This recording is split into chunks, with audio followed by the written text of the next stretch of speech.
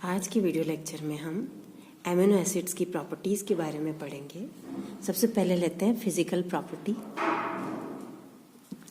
Physical properties, amino acids जो हैं वो क्रिस्टलाइन सॉलिड्स हैं और हायर टेम्परेचर पर, फेयरली हाई टेम्परेचर पर ये डीकम्पोजिशन के साथ में मेल्ट होते हैं। तो क्रिस्टलाइन सॉलिड है ये।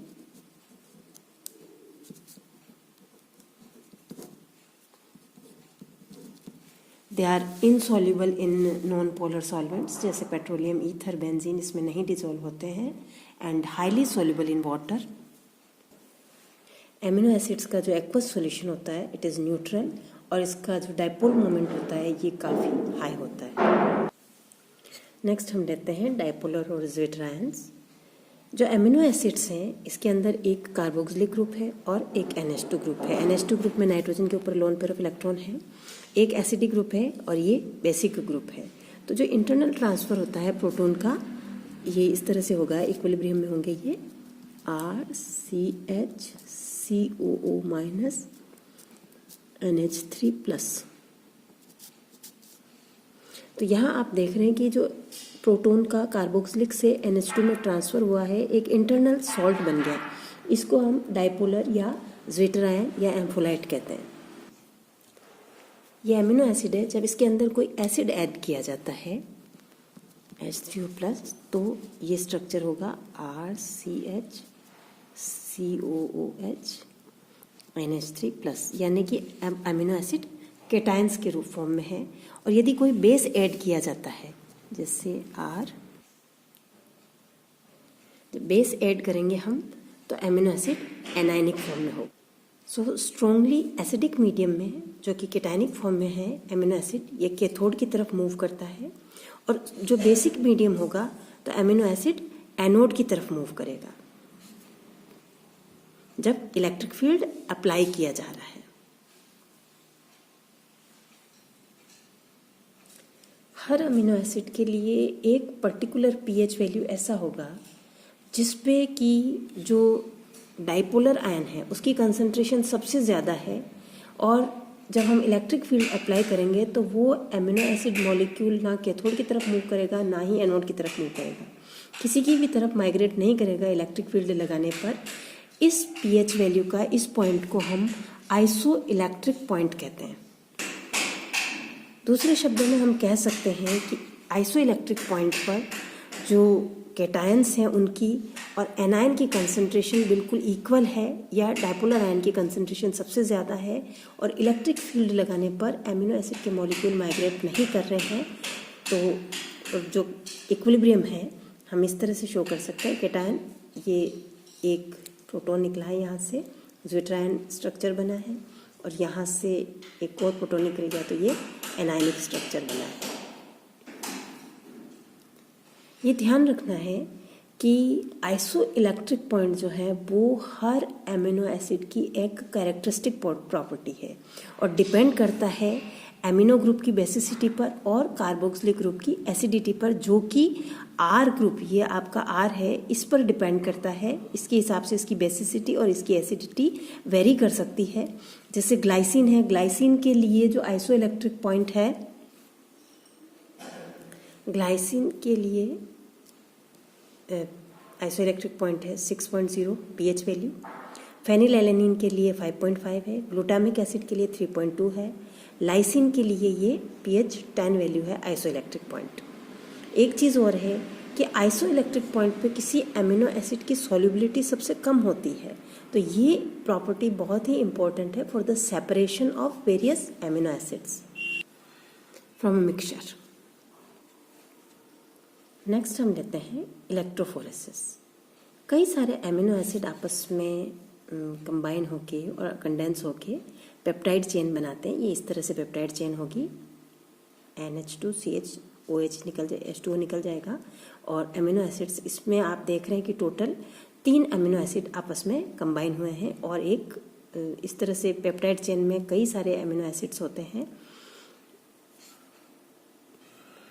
यहाँ पर आप देख रहे हैं हर थर्ड एटम पर एक साइड चेन है। ये R है यहाँ पे, फिर 1 2 3 वापस यहाँ पे साइड चेन है, यहाँ पर साइड चेन है।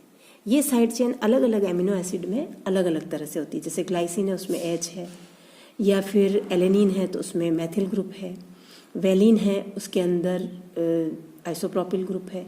इस तरह से हर एक एमिनो एसिड के अंदर साइड चेन अलग अलग होगी। कुछ साइड चेन ऐसी होती हैं जिसके अंदर बेसिक ग्रुप होता है NH2 ग्रुप। जैसे लाइसिन अगर आप लेते हैं, इसके अंदर साइड चेन में NH2 ग्रुप होता है। और कुछ ऐसे जैसे ग्लूटामिक एसिड है, स्पार्टिक एसिड है, ऐसे एमिनो एसिड्स के अंदर साइड चेन के अंदर COOH ग्रुप होता है।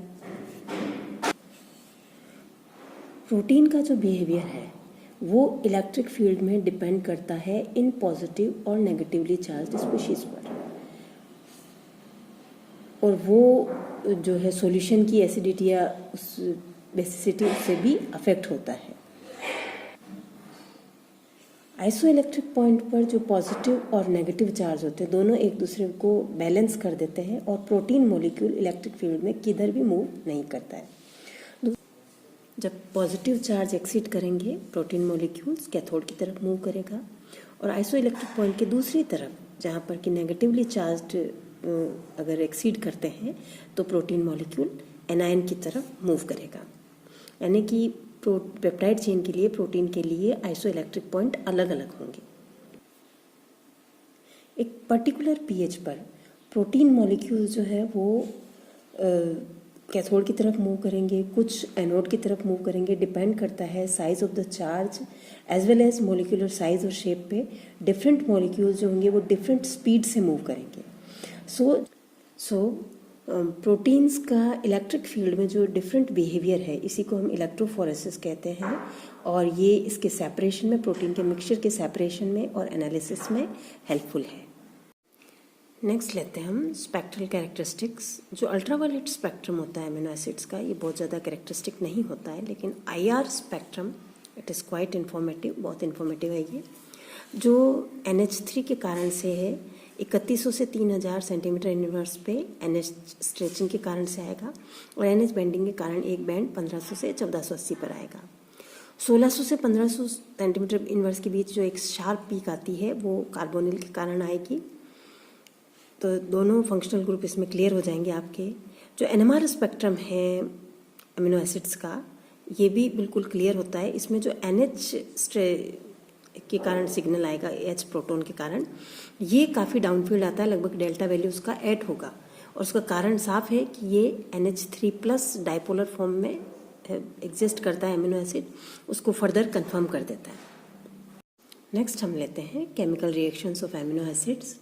एमिनो एसिड्स के अंदर एमिनो ग्रुप भी है और कार्बोक्सिलिक ग्रुप है, दोनों के रिएक्शंस ये शो करता है। हम एक एक करके लेते हैं। सबसे पहले हम एमिनो ग्रुप के कारण जो रिएक्शंस हैं वो डिस्कस करेंगे। फर्स्ट है सॉल्ट फॉर्मेशन।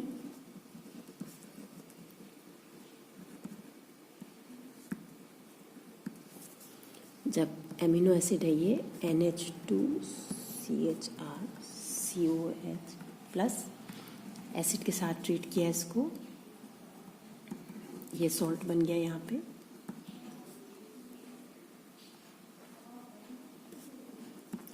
ये सॉल्ट बन गया। इस तरह से एल्काइलेशन हो सकता है इसका।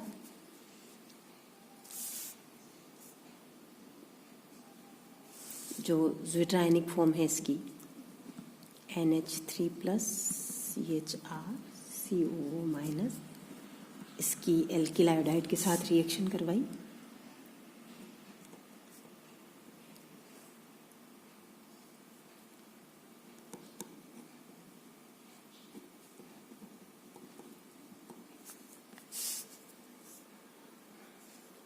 और मेथिल आयोडाइड के साथ रिएक्शन करवाई। CH3N CH3 CH3 CH2 COO-। इस तरह से बीटेन बन गया ये। नेक्स्ट लेते हैं हम एसाइलेशन। एसाइलेशन के लिए ये आपका एमिनो एसिड है, और एसिटिल हैलाइड लिया CH3COCl acetyl chloride, CH3CONH CH2। तो यहाँ ग्लाइसिन लिए हमने, एसिटिल क्लोराइड से रिएक्शन करवाई, एस्टाइल ग्लाइसिन बन गया प्लस HCl अलग बन जाएगा। सिमिलरली बेंजोइलेशन हम करवा सकते हैं, इसकी रिएक्शन जैसे बेंजोइल क्लोराइड के साथ करवाई C6H5COCl, तो C6H5CO NH CH2COH, ये बेंजोइल ग्लाइसिन बन गया यहाँ पर। नेक्स्ट लेते हैं action of nitrous acid. Nitrous acid के साथ जब इसे ट्रीट किया जाता है RCHNH2COH प्लस नाइट्रस एसिड जो हम प्रोड्यूस करते हैं NaNO2HCl से, ये हाइड्रोक्सी एसिड बनेगा RCHOH प्लस नाइट्रोजन यहाँ पर क्वांटिटेटिवली लिबरेट होती है प्लस H2। ये रिएक्शन एमिनो ग्रुप के एस्टिमेशन के लिए काम में आती है और इसे हम वॉन्स लीक मेथड कहेंगे।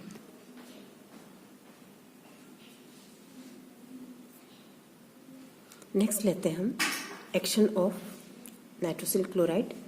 एमिनो एसिड नाइट्रोसिल क्लोराइड के साथ रिएक्ट करके अल्फा हेलो एसिड बनाएगा प्लस नाइट्रोजन लिबरेट होगी इस रिएक्शन में। नेक्स्ट लेते हैं हम एक्शन ऑफ फॉर्मल्डिहाइड। जब एमिनो एसिड की फॉर्मल्डिहाइड के साथ में रिएक्शन करवाई जाती है, मिक्सचर ऑफ प्रोडक्ट्स बनते हैं। जब 1 मोल से रिएक्शन करेगा, ये बना हमारा मिथाइलिन ग्लाइसिन, और जब 2 मोल फॉर्मल्डिहाइड के साथ में रिएक्शन करेंगे मिथाइलो डाईमिथाइलो ग्लाइसिन बन जाएगा ये। इन प्रोडक्ट्स में आप देख रहे हैं कि फ्री एमिनो ग्रुप नहीं है, यहाँ पर एमिनो ग्रुप किसी बॉन्डेड हो गया है, तो ये प्रोडक्ट्स एमिनो एसिड के कंपैरिजन में ज़्यादा एसिडिक है। जब हम इन्हें स्टैंडर्ड एल्कली के साथ टाइट्रेट करेंगे तो एमिनो एसिड्स को हम क्वांटिटेटिव एस्टिमेशन कर सकते हैं और इस मेथड को सोरेनसन फॉर्मल टाइट्रेशन मेथड कहा जाता है। नेक्स्ट लेते हैं हम reaction due to carboxylic group. यहाँ पे एमिनो एसिड में आप देख रहे हैं कार्बोक्सिलिक ग्रुप, इसका एस्टरिफिकेशन करा रहे हैं हम। इथेनॉल और HCl के साथ रिएक्शन कराएंगे, एस्टर फॉर्मेशन हो रहा है यहाँ पर। जब इसकी थायनिल क्लोराइड के साथ में रिएक्शन करवाई जाती है, एसिड क्लोराइड बन रहा है। जब हम इसकी एल्कली के साथ रिएक्शन करा रहे हैं, सॉल्ट बन रहा है यहाँ पर। अमोनिया के साथ रिएक्शन कराने पर अमाइड बन रहा है ये। जब हम इसके बेरियम हाइड्रोक्साइड के साथ रिएक्शन कराते हैं, डीकार्बोक्सिलेशन हो जाएगा, अमीन प्लस बेरियम कार्बोनेट बन जाएगा। जब इसको हम लिथियम एल्यूमिनियम हाइड्राइड के साथ रिएक्ट करवाएंगे, COH ग्रुप रिड्यूस हो जाएगा CH2OH में और रिड्यूस्ड कंपाउंड हमें मिलेगा। एमिनो एसिड्स जो होते हैं ये हैवी मेटल सॉल्ट के साथ में, जैसे कॉपर ऑक्साइड दिया, उनके साथ में कलर्ड मेटल कीलेट्स बनते हैं। ये रिएक्शन एमिनो एसिड की कॉपर ऑक्साइड के साथ में कराई है। यहाँ पर आप देख रहे हैं 2 डोनर एटम्स हैं, नाइट्रोजन और ऑक्सीजन, NH2। यहाँ से एक कोऑर्डिनेट बॉन्ड बना है, ऑक्सीजन से बनेगा, और इस तरह से एक मेटल कीलेट बनेगा। नेक्स्ट लेते हैं हम effect of heat on amino acids. Amino acids पर हीट का जो इफेक्ट है ये काफ़ी इंटरेस्टिंग है और ये एमिनो ग्रुप की पोजीशन पर डिपेंड करता है। जैसे यदि हम अल्फा एमिनो एसिड को 200 डिग्री सेंटीग्रेड तक गर्म करें, साइक्लिक डाईएमाइड्स बनेंगे। ये अल्फा एमिनो एसिड है। यहाँ पर आप देखिए एक वाटर मॉलिक्यूल यहाँ से निकला, एक वाटर मॉलिक्यूल यहाँ से निकला, और ये कंपाउंड हमारा बन गया डाईएमाइड्स, साइक्लिक डाईएमाइड बन गए हैं।